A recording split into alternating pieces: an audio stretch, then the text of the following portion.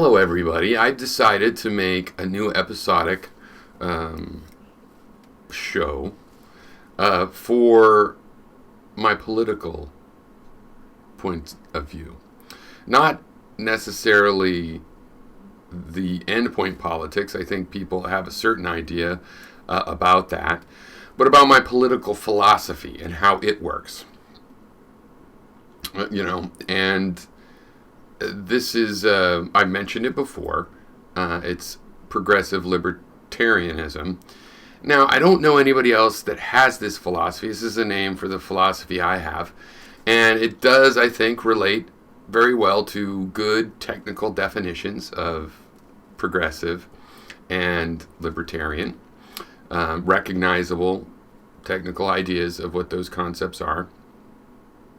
And then also it acts like a label, such as some of my other named philosophies, as a label for my particular style of political analysis, the tools that I use to analyze things that might go beyond the technical meaning, or do go beyond the technical meaning of progressive libertarianism, but which are, within it. And like all of my philosophies, it's skeptical, so another progressive libertarian wouldn't be expected to agree with me on every political subject, or even most political subjects, because it's a tool set where you take your own desires and value system and apply a set of tools. And thus, when you make furniture in your workshop with the same tools that I use, or the same kind of tools, we still make different furniture.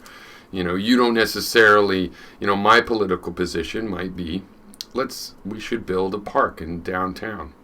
I don't need to talk so loud, do I? Is this better? And you might not want to build a park in downtown right now, or at all, or ever. Who knows? And because these tools are working from, your own desire, what kind of furniture do you want to build, and what style do you want to build it? What style are you able to build it? You're going to end up with a different result. Now, it's going to take more than one video, obviously, to explain all of that, which is why I'm going to go for an episodic style. And also, if anybody wants to be interviewed on their politics, I will simply step aside from the stage and shine the lights and ask you the questions, and be happy to interview you so you can get your political view out there. So what I'm going to start with is the progressive and the libertarian part. What's it mean that I'm claiming to be progressive and libertarian? Let's just say the easier one for people to understand, they think, is the progressive part. You don't really get it. But since people that call themselves progressive have some policy overlap with myself, we'll just leave that to second. First, we're going to go into libertarian. Now, a lot of progressive, liberal type people object to embracing the term libertarian. It's been taken over by people that are, anti-taxitarian. They just hate taxes. And that's not what I mean. So I want to explain my use of the term libertarian, why I use the word libertarian. To me, there is no other concept besides liberty that captures the ultimate goal of my ideal political system. Right? Let's say I have to figure out what the ideal political system would be. I haven't even figured out yet. It's definitely going in a direction to certain goals, right, that I would like to see achieved. And one of the main goals, perhaps arguably the only goal, is towards liberty, as, for example, John Stuart Mill meant the term. So that is to say, not just political liberty, but also social liberty. And I have a belief that there's a technical definition for liberty, and you can measure relative liberty. Of course, you can create some difficult case, but in general, you can tell liberty through a measurable amount of freedom of motion and freedom of action. So, for example, where can you go? How far can you go? How easily can you go? And what kind of actions can you do or can you not do? And if you're trying to have an idea of maximizing both of those, well, in the case of freedom of motion, it becomes a good metaphor for the rest, because it's kind of clear. If you're locked in a cell in a prison, you're not as free as if you're not locked in the prison and you're walking around. You can go wherever you want. If you're under house arrest, you'd be somewhere in between those two. Now, in addition to where you're allowed to potentially go, there's the question of what is your mobility. If you happen to be unfortunately handicapped and restricted to a wheelchair, then you have less liberty than if you weren't restricted to a wheelchair. Of course, just giving you a wheelchair in the first place, as opposed to being bedridden, has increased your liberty. And if the wheelchair starts to be super fast and convenient and it never breaks down and these kinds of things that would inhibit your ability to get around, then we can increase your liberty back up. We can restore your liberty. In the same way that if we simply restored your ability to walk, we could restore your liberty. So similarly, having a car increases your liberty to move around. Having the funds, or a plane, or the funds to rent the space on the plane, these things affect your liberty. In terms of your actions, it's similar, but what a lot of so-called self-described libertarians don't seem to get is the actual impact of this so-called kind of like a non-aggression principle, where your liberty to act, as soon as it removes somebody else's liberty to act, like say your freedom to kidnap people, to do the action of kidnapping people, the reason that's restricted is because libertarianism is not just for one person. It's a group. It's a bunch of people are libertarians. So we're all together trying to maximize individual liberty in general, is the idea.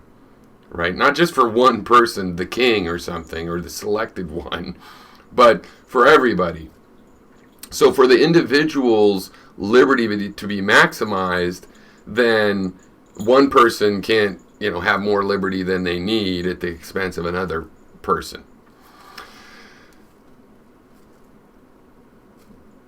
Why not leave the term liberty to the anti-taxitarian right-wingers? Is because there is no other word for this concept that is of huge import to myself.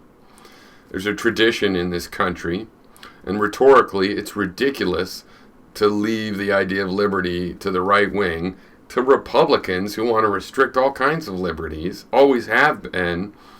And, for what? What other term am I supposed to use when I'm trying to maximize that kind of liberty? It's not my fault that the right-wingers live in some fantasy land, like liberty means you don't get taxed. Right? Liberty means you can be a bigot. No. The fact of the matter is, if you're a hermit out in the Siberia, you don't have as much liberty as if you live in an apartment in New York City and you can go all around and you have the funds to do things. You might feel free because you're free of people nagging at you, but that's not the only measurement of liberty, especially if you can handle people nagging at you. And the real question is just your material means, as well as health and everything else, for your ability to get around and do whatever you feel like, as long as it doesn't hurt another person. And I value that. I think society is necessary to create a situation where people can be truly in a state of liberty, where they can, there's no way a hermit in the woods is going to have the liberty of traveling around the whole world on their own. They're going to need transportation, people working in pilots in the airlines and all the rest of it. So it's truly a society that increases our liberty to move from this place to that place, to do one activity or another, to go to school and get retrained and even become an expert in a different thing, all multiple times in a single lifetime. So that's the libertarian aspect of this philosophy. And the progressive aspect I'll talk about later, but I'll give you a clue that it relates to the fact that we can progress. We can make things better. And there is no objective, absolute idea of what is better.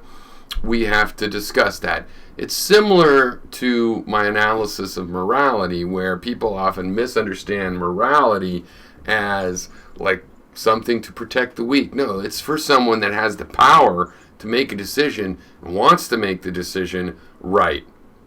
It's not to make somebody or force somebody. It doesn't have any of that power. It's for people, like I was saying in the other video, in my other program, Illusions Exist, that morality is for people that want to do the right thing, because during your childhood you'll do things and go, oh, I feel bad about that now, and you try to figure out what it was that you did, which part made you feel bad, why it was bad, how you can make it up, and then you build a system of morality designed to help you avoid those situations. And it's similar with progress. You have to build an idea of what you think would be better, and then a path to get there, and then you get there and find out, did it really help me avoid feeling bad about what I did? Or in the case of progress, did it really make me feel more free?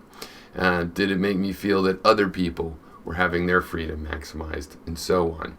And so I tie these together because I think progressive libertarianism is a lot about morality and ethics, of maximizing us working to make things better, which includes working together to define what counts as better, things like less infant mortality, longer lifespans, and more liberty, freedom of motion, freedom of action, freedom of different ways of making a living, freedom of all sorts of things.